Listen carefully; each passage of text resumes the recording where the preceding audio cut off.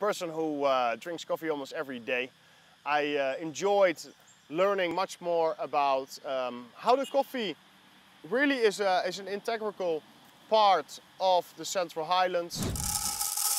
Today I'm a special guest of Halum's family. I'm the first foreigner to come to her house, so she prepares coffee for me to show her hospitality. In the Ede family, they always have green beans in their kitchen. They will prepare fresh coffee when they welcome guests. Mrs. Halum is over 70 years old. She doesn't speak Vietnamese, so her granddaughter is a translator for me and her.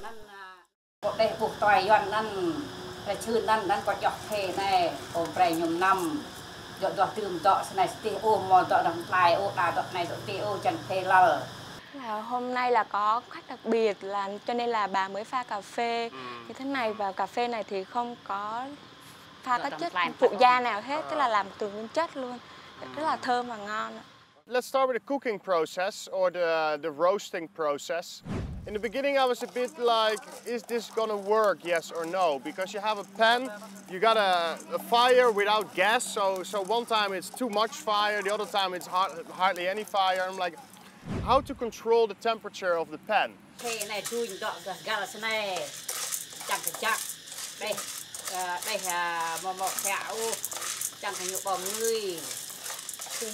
thì ông bà già đã rang cà phê đơn giản như thế này rồi ạ. Và muốn cà phê ngon thì lửa phải đều. Ăn chậm năm. Như vậy thì uống nó mới ngon được. Ba ơi, chào lắm. Có được không? Dạ. Ba dễ chào làm gì? Rang đều. Đây. Cái này, đây này, lạch thẻ ở đây này. Phải làm đều tay thì cũng đây là. Đây này. Ngạ quỳ lùm chặt ngạ quỳ lùm thẻ. Đây là lửa mà nhiều thì uống không có ngon. Lửa nó phải đều nhỏ. Something that stood out for me is that she used the sticks. So sometimes she moves the sticks away from the fire, then she moves the stick in the fire to control the heat.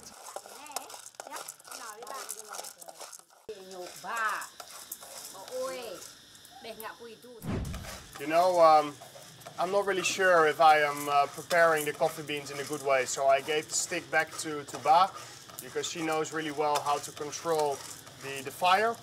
Yes, you got to be careful not to have a fire too strong, otherwise you will burn the beans too much. And secondly, you got to stir in a certain way to make sure that each bean will be perfectly roasted and burnt. Và em có thích uống cà phê không? Dạ tất nhiên rồi, sáng nào là lúc nào em cũng phải có một cốc cà phê. Rồi. Và pha bao nhiêu cốc? Thì nếu mà em thì thường uống nhẹ thôi thì em pha cỡ 2 thìa. Dạ. Nếu mà muốn uống mạnh á, thì cỡ 3 hoặc 4 thìa là rồi. Anh rất yêu uống cà phê, rất thích. Em thích uống cà phê đi cà phê hoặc thích uống ở đây, ở nhà? Thì lúc nào thì bạn bè cũng hay rủ ra quán uống cà phê, nhưng mà với ở nhà lúc nào cũng có một cái hương vị nó đặc trưng của cà phê hơn, nên em vẫn thích là uống cà phê ở nhà. Yeah.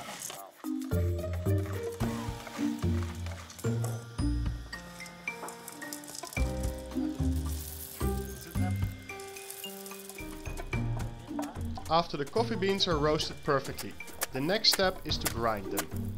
Every step here is done by hand.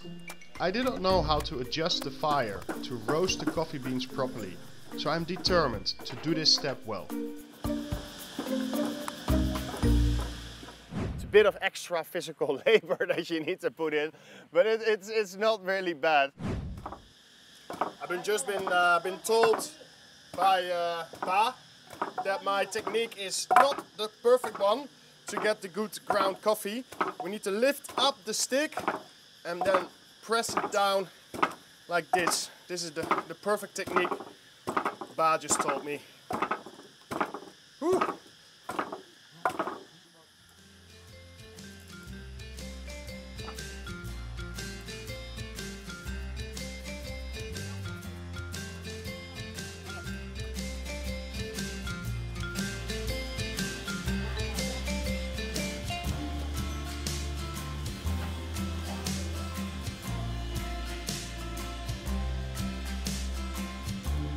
Dạ.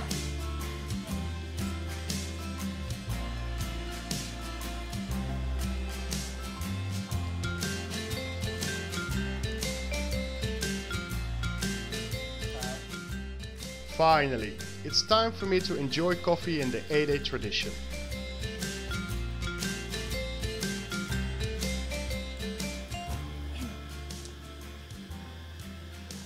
Lovely bitter taste. I like it that you, it's almost like from the farm to the cup, literally in this house. So you can have the beauty of the ground coffee here. And you just use a little filter, like almost like a drip coffee filter like normally you have in a coffee shop. But I feel like the taste of it it's much more earthy, it's much more flavorful when you drink it here in the countryside than you drink it in the coffee shop.